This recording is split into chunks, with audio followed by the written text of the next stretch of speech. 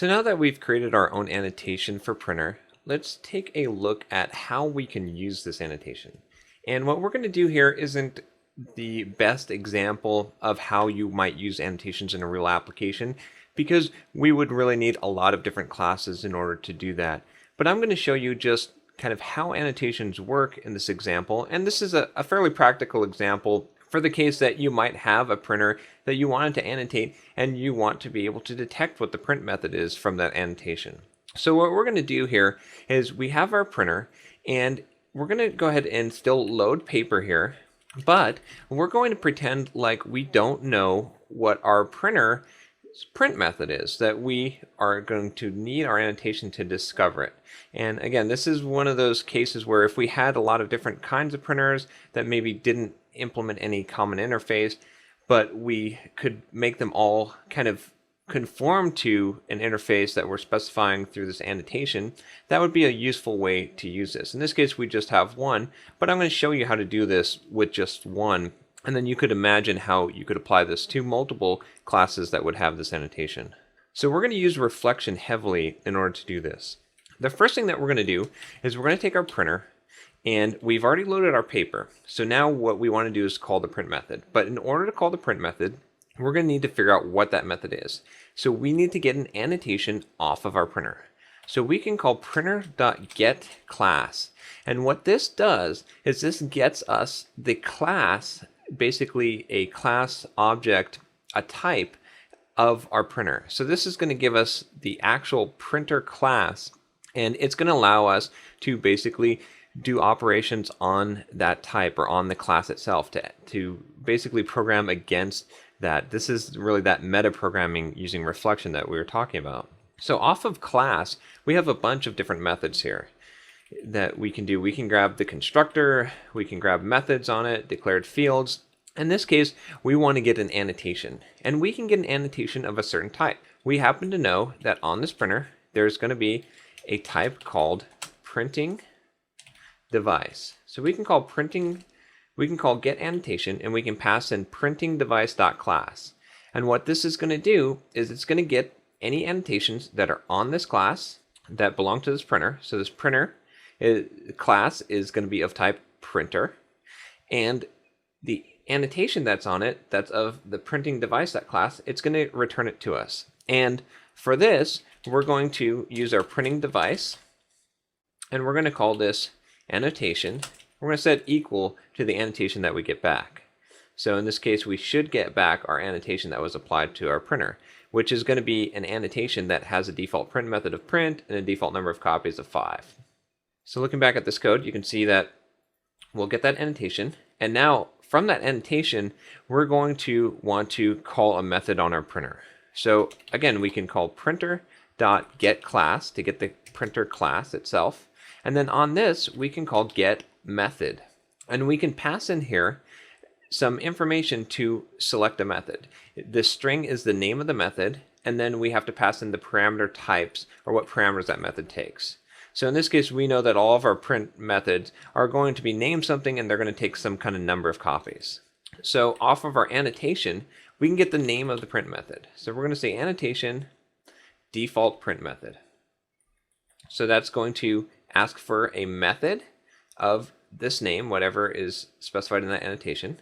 And then for the parameter types, we happen to know that it's going to be an integer, because we know that our copy method is going to take an integer. If we look at our printer class, we have a print method, and that print method has a number of copies, an integer. So by calling getMethod and passing in this string, which is the name of the method, which happens to be print in this case, because we, in our annotation, said the default method was print, we're going to be able to get that method. And that's going to be stored in a variable of type method. We'll call it print method. And we'll have to import this type. And now you can see we're getting a problem here because we need to have a throw catch here, a try catch. So let's go ahead and click this add throws declaration for now, so that we don't have to clutter this with all the try and catch. Normally you should put a try and catch here, but I'm just going to use this throws instead, just so that this example will be a little bit simpler to read. So now that we have our print method using reflection here, we are going to dynamically invoke this print method. So the way that we can do that is we can call print method.invoke, and then we're going to invoke this on our printer object, because this print method is some data about a method.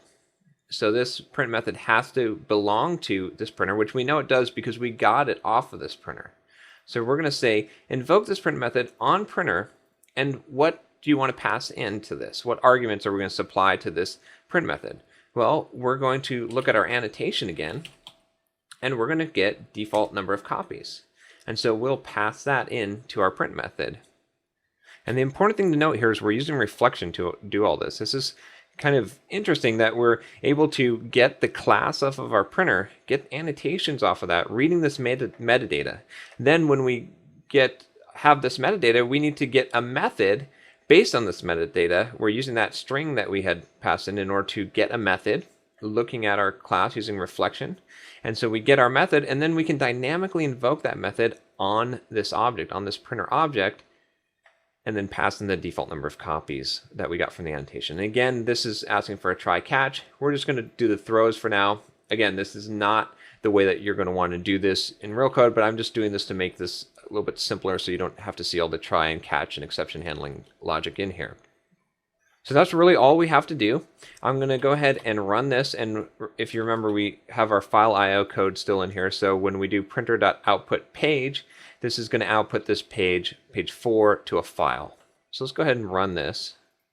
And we didn't get any exceptions. It ran no output here. But if we go into our temp directory, you can see we have this output page.txt, and it's output page 4, line 1, line 2, blah, blah, and 4. And that's exactly what we had asked for.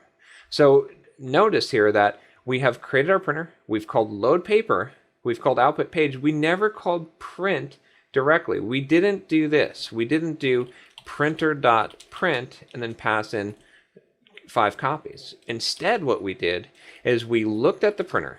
We said, okay, do you have an annotation of printing device? You do. Okay. Now that we have this annotation, do you have a method that is whatever we specified in the annotation, the default print method, that takes an integer?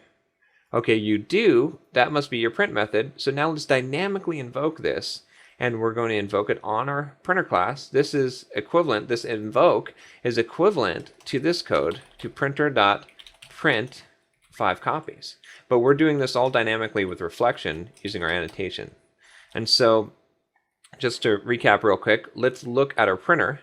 Let's see what would happen here. For example, we could change this so that we were trying to do a different method, and this is going to blow up. If we said print 1, 2, 3, and then we run this, it's not going to work. We get an exception here, no such method exception, because you can see here when it tries to get this method, that method doesn't exist on the printer. So we're truly dynamically choosing a method based on this annotation. So this is really the usefulness of annotations, is it gives you that kind of dynamic ability to be able to use reflection to do something on your class based on this extra data that you're providing to this class.